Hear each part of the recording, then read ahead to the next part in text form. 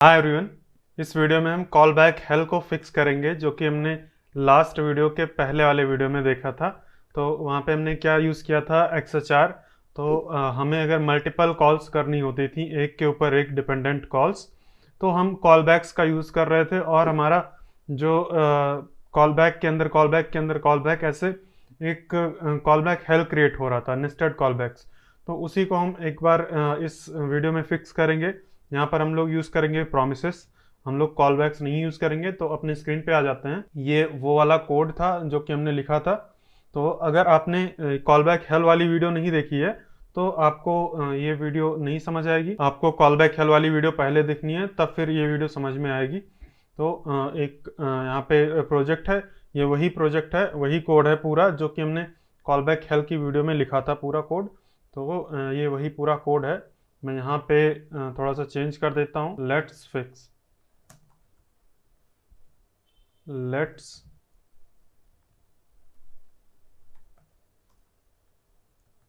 Fix. तो इस video में हम कॉल बैक हेल को फिक्स करेंगे। तो चलो देख लेते हैं एक बार ये कैसे रिक्वेस्ट जा रही है एक एक करके। तो अगर मैं अपने नेटवर्क टैब में आ जाता हूँ, कहाँ गया हमारा नेटवर्क टैब?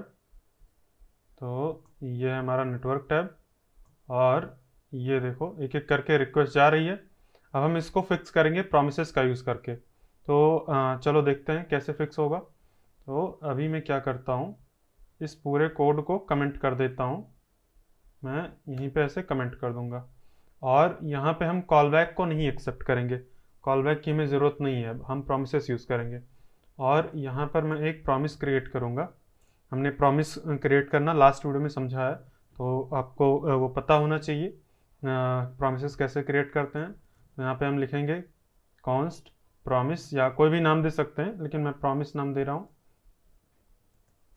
और is equal to new promise. और यहाँ पर जब हम एक प्रॉमिस क्रिएट करते हैं तो हमें एक कॉल बैक फंक्शन पास करना होता है, और उसके अंदर दो आर्गुमेंट्स हमें रिसीव करने होते हैं।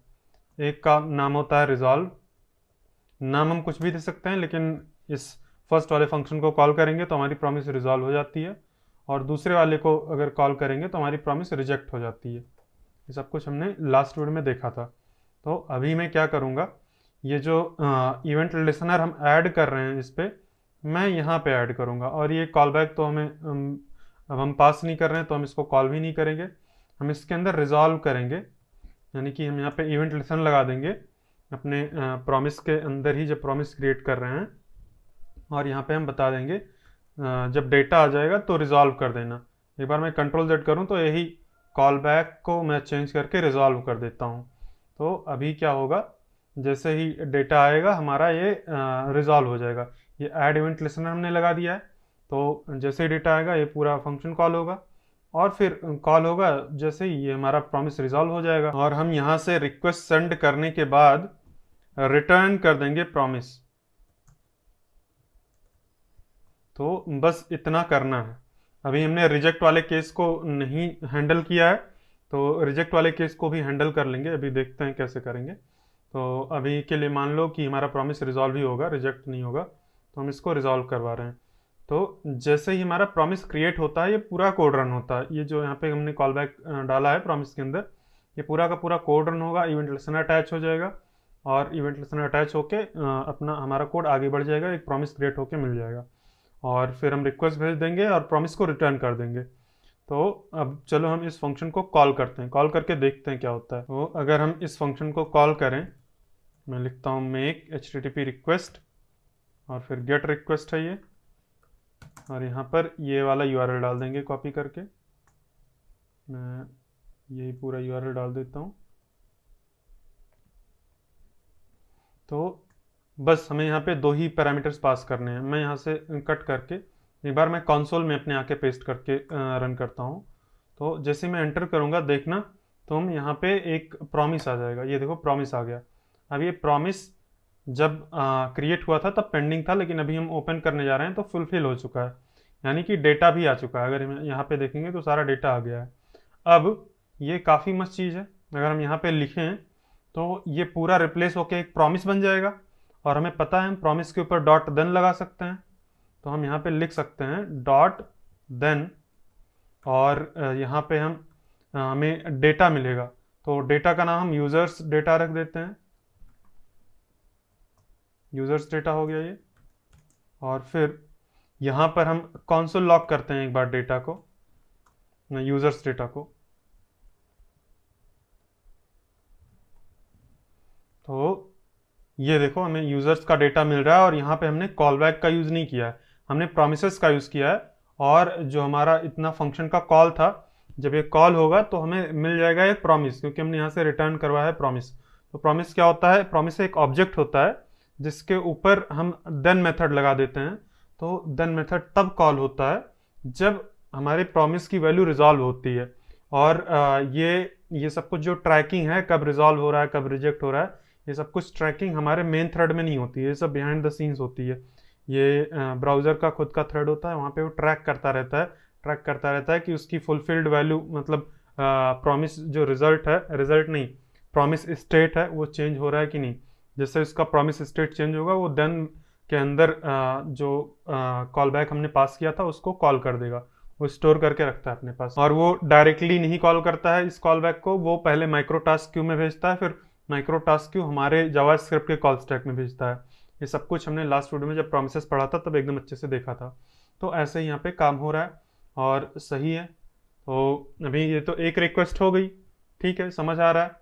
तो मैं अगर चाहूँ तो इसको मैं यहाँ पे भी लिख सकता हूँ। बहुत लोग ऐसे लिखते हैं डॉट देन, मतलब ये वही बात है, मतलब यहाँ पर एक ऑब्जेक्ट हो जाएगा और फिर उसके बाद हम डॉट देन लगा रहे हैं, तो ये भी, इसका भी रिजल्ट सेम ही आएगा, मतलब कोई एरर नहीं आएगी। तो यहाँ पे मैंने डॉट देन लगा दिया, और फिर यहाँ पे अगर हम चाहें तो जो डॉट देन होता है वो भी एक प्रॉमिस रिटर्न करता है, और उस प्रॉमिस में क्या होता है, जो भी डॉट देन होता है वो भी हमें एक प्रॉमिस देता है।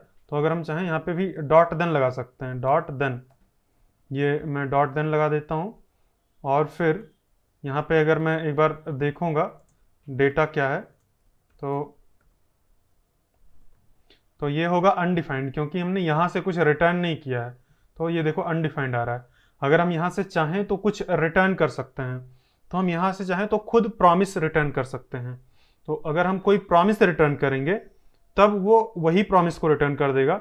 अगर हम कोई नॉर्मल वैल्यू, बिना प्रॉमिस वाली वैल्यू रिटर्न करते हैं, तब उसको एक प्रॉमिस के अंदर रैप करके रिटर्न करता है, यानी कि एक प्रॉमिस क्रिएट करेगा और प्रॉमिस को मतलब प्रॉमिस के अंदर जो भी रिजल्ट है उसकी वैल्यू को यहाँ से रिटर्न वाली वैल्यू दे देगा।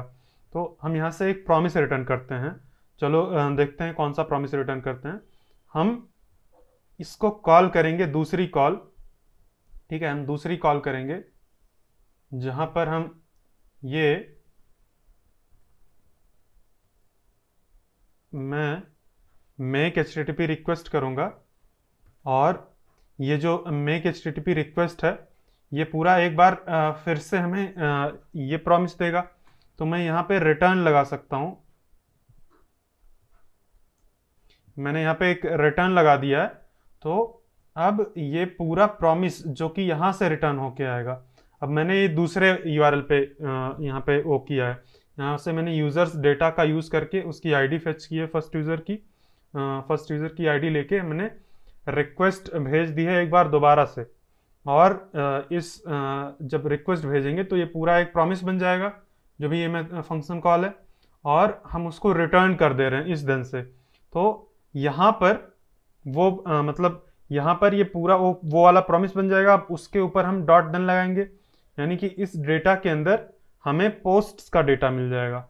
अगर हम यहाँ पे देखें तो सारे पोस्ट का डेटा मिल रहा है, ये लाइन नंबर 31, ये लाइन नंबर 31 से हमें पोस्ट का डेटा मिल रहा है, क्योंकि ये हमने एक बार फिर से कॉल करके प्रॉमिस को रिटर्न कर दिया है। ठीक है, तो हम इसको चेंज करके कर सकते हैं पोस्ट्स डेटा, और अगर हम चाहें तो ये एक ही लाइन में रिटर्न करवा सकते हैं। अगर रिटर्न करने के लिए हमारे पास एक ही चीज़ है तो हम एक ही लाइन में रिटर्न करवा सकते हैं, मतलब बिना रिटर्न कीवर्ड लिखे। ये सब कुछ हमने किया है जब हमने एरो फंक्शंस पढ़ा था। एरो फंक्शंस का यूज़ करके हम सीधा रिटर्न करवा सकते हैं बिना रिटर्न कीवर्ड लिखे। तो ये मैंने रिटर्न करवा दिया है, और यहाँ पे डॉट देन मतलब जो डॉट देन यहाँ पे था, हम चाहें तो उसको फिर से यहाँ पे आगे लेके आके लिख सकते हैं।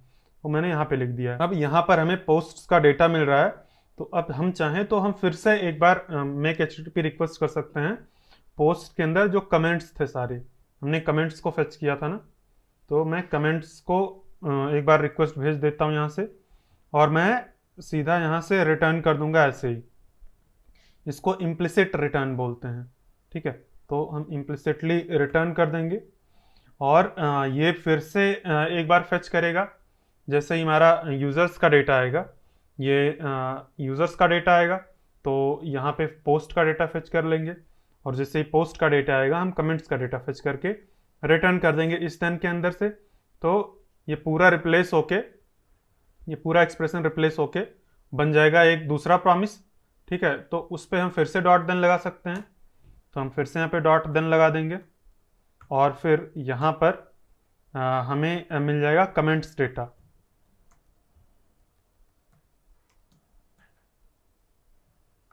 कमेंट्स डेटा, और एक बार हम कंसोल लॉग कर लेते हैं यहाँ पे कमेंट्स डेटा।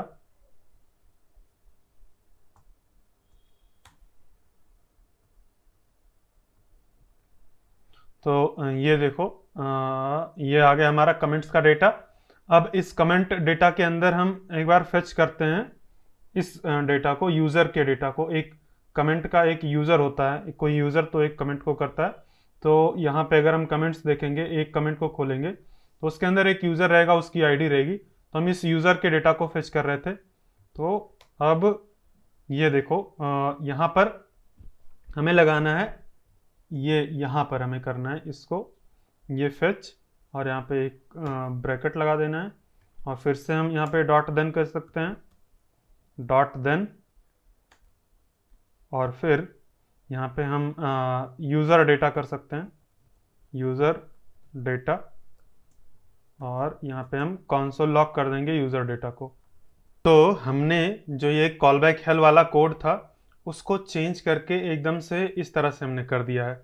अब यहाँ पर देखो, कोई भी कॉल बैक हेल नहीं है, सारा कुछ जो हमारा कोड ग्रो हो रहा है वो वर्टिकली ग्रो हो रहा है। अब इसमें हम चाहे इनफाइनाइट रिक्वेस्ट भेज सकते हैं ऐसे, एक के बाद एक के बाद एक डिपेंडेंट रिक्वेस्ट, और वो कभी भी वर्टिकली ग्रो होगा पूरे टाइम, कभी भी हॉरिजॉन्टली ग्रो नहीं होगा, ऐसे अंदर तक ट्रायंगल जैसा नहीं बनेगा। देखो यहाँ पे ट्रायंगल बन रहा था, यहाँ पे कोई भी ट्रायंगल नहीं बन रहा है, कोई भी ऐसे गहराई में जाता नहीं जा रहा है, ऐसे हल की तरह अंदर गड्ढे में घुसता जा रहा था, उस तरह से नहीं हो रहा है। कितनी भी रिक्वेस्ट हम चाहे भेज सकते हैं। तो ये फ़ायदा होता है प्रोमिसेस का। एक हो सकता है ये थोड़ा सा आपको कंफ्यूजिंग या कॉम्प्लिकेटेड लग रहा हो, क्योंकि अभी भी हम लोग स्टार्ट कर रहे हैं। धीरे धीरे जब हम यूज़ करते जाएंगे, यूज़ करते करते जब आपकी आदत पड़ जाएगी, हैबिट बन जाएगी, तो आपको समझ में भी आएगा। और एक आध बार प्रोमिसेस वाली वीडियो दोबारा से देख लेना, तो फिर अगर इस बार नहीं समझ में आ रहा है अभी, तो दोबारा से देख लेना, बाद में कुछ दिनों के बाद, एक दो हफ्ते के बाद, तो फिर अच्छे से समझ में आ जाएगी। एक ही बार में कोई भी नया कॉन्सेप्ट होता है वो समझ नहीं आता है, तो दोबारा देख लेना, तब समझ में आ जाएगा। तो हमने एकदम से इस प्रॉब्लम को सॉल्व कर दिया, कॉल बैक हेल को हमने एकदम से एलिमिनेट कर दिया है, क्योंकि यहाँ पे हम कॉल बैक कोई भी एक्सेप्ट ही नहीं कर रहे हैं। हम प्रोमिसेस क्रिएट करके प्रॉमिस को रिटर्न कर रहे हैं। यहाँ पे मैंने एक प्रॉमिस क्रिएट कर दिया है, और उस प्रॉमिस के अंदर मैंने इवेंट लिसनर लगा दिया है। जब भी हमारा डेटा आएगा तब हम इसको रिजॉल्व करेंगे, अपने इस प्रॉमिस को रिजॉल्व कर देंगे, और यहाँ से फिर हम रिटर्न कर दे रहे हैं रिक्वेस्ट भेज के, और एकदम सही से हमारा एकदम से बन गया है एक न्यू टाइप का हमारा मेक HTTP रिक्वेस्ट, जो कि प्रोमिसेस को बिहाइंड द सीन्स यूज़ कर रहा है। अब हम इसको ज़्यादातर यूज़ नहीं करते हैं, मतलब हम अपना खुद से एक फंक्शन नहीं क्रिएट करते हैं। हमें एक बना बनाया फंक्शन मिलता है, एकदम ऐसे ही रहेगा, मेक HTTP रिक्वेस्ट उसका नाम नहीं रहेगा, उसका नाम रहेगा फेच, उसका नाम फेच रहेगा। उसके अंदर हम URL डालेंगे, वो हमें प्रोमिसेस रिटर्न करेगा, और फिर हम उसके बाद उस पर डॉट देन लगाएंगे और डॉट कैच लगाएंगे, सब कुछ लगाएंगे। तो नेक्स्ट वीडियो में हम वही पढ़ेंगे, फेच क्या होता है और कैसे हम फेच का यूज़ करके डेटा फेच करते हैं। और आगे से हम फेच ही यूज़ करेंगे, हम इसको नहीं यूज़ करेंगे। बस एजुकेशनल पर्पज़ के लिए हमने यूज़ कर लिया है XML HTTP रिक्वेस्ट। हमें पता होना चाहिए कहाँ से हम आए हैं, कहाँ आगे जा रहे हैं। तो ये सब कुछ हमने सीख लिया अच्छे से, और इंटरव्यूज़ में इसको पूछा जाता है, बहुत लोग पूछते हैं क्या होता है ये। तो अब आप बता सकते हैं कि क्या होता है XML HTTP रिक्वेस्ट और कैसे हम इसका यूज़ करके एक HTTP रिक्वेस्ट भेजते हैं। अभी यहाँ पर हमने रिजेक्ट वाला केस हैंडल नहीं किया, तो अभी एकदम फटाक से कर देते हैं इसको। तो जब हमारा क्या बोलते हैं रिक्वेस्ट फेल होता है, तब क्या होता है, एक एरर इवेंट फायर होता है इस पे। एरर, अगर हम यहाँ पे बस कंसोल लॉग कर दें हाय, और मैं इस चीज़ को मैं हटा देता हूँ, तो एक बार अगर हम देखेंगे तो ये देखो अभी रिस्पांस आ रहा है, चल रहा है सही से, कोई दिक्कत नहीं है। लेकिन अगर मैं इसके यूआरएल में जेसॉन को जेसॉम कर दूं अगर, तो देखो एरर आ गई और हमारा एरर वाला कॉल बैक ये हो गया, मतलब रन हो गया। तो यहाँ पर एरर वाला इवेंट रन हो गया, एरर का इवेंट ट्रिगर हो गया और ये हमारा कोड रन हो गया। तो यहाँ पे हम रिजेक्ट कर सकते हैं अपने प्रॉमिस को, रिजेक्ट करके यहाँ पे कोई भी मैसेज डाल सकते हैं, रिक्वेस्ट फेल्ड। तो ये हमने एरर वाले केस को भी हैंडल कर लिया। अब यहाँ पे हम डॉट कैच लगा सकते हैं, हम यहीं पे लगा सकते हैं डॉट कैच, और इधर हम लिख देंगे एरर, और हम कंसोल लॉग करवा देते हैं एरर को। तो अब ये देखो रिक्वेस्ट फेल्ड, ये यहाँ से आया, हमने रिजेक्ट किया और यहाँ से ये कैच के अंदर कैच हो गया और रिक्वेस्ट फेल हो गई। ठीक है, तो अब इसको मैं कर देता हूँ जेसॉन और हमारा सब कुछ सही चलेगा। तो अब हमने एकदम अच्छे से, एकदम नए तरीके से प्रॉमिसेस का यूज़ करके अपने मेक HTTP रिक्वेस्ट को कॉल बैक हेल्प से फ्री कर दिया है। अब ये मुक्त है, अब ये प्रॉमिसेस को यूज़ कर रहा है और हम एकदम से अपने कोड को वर्टिकली इनफाइनाइटली जितना भी चाहें हम ग्रो कर सकते हैं। हॉरिजॉन्टल ग्रो अब नहीं होगा। तो मैं ये उम्मीद करता हूँ आपको ये वीडियो अच्छे से समझ में आई होगी, आपको समझ में आया होगा कि हम कैसे प्रोमिसेस का यूज़ करके कॉल बैक हेल्प को सॉल्व कर सकते हैं। तो मैं उम्मीद करता हूँ आपको ये वीडियो अच्छी लगी होगी। आपका अगर कोई भी क्वेश्चन है, कोई भी डाउट है, तो कमेंट में पूछ लेना, ठीक है। और अगर आपका कोई भी क्वेश्चन है जो कि आप कमेंट्स में नहीं पूछ सकते हैं, कोई भी एरर आ रही है, तो आपको डिस्क्रिप्शन में टेलीग्राम ग्रुप का लिंक मिल जाएगा, आप जाके टेलीग्राम ग्रुप ज्वाइन कर सकते हैं, वहाँ पे अपना क्वेश्चन पूछ सकते हैं। और कोई भी क्वेश्चन अगर आपको मुझसे पर्सनली पूछना है, तो हम लोग हर संडे लाइव करते हैं गूगल मीट पे रात के 8 बजे। तो आपको उस गूगल मीट का भी लिंक हर वीडियो के डिस्क्रिप्शन में मिल जाएगा, आप जाके वो वीडियो नहीं ज्वाइन करना है, वो लिंक ज्वाइन कर लेना है संडे को रात को 8 बजे। मिलते हैं नेक्स्ट वीडियो में, तब तक के लिए बाय बाय।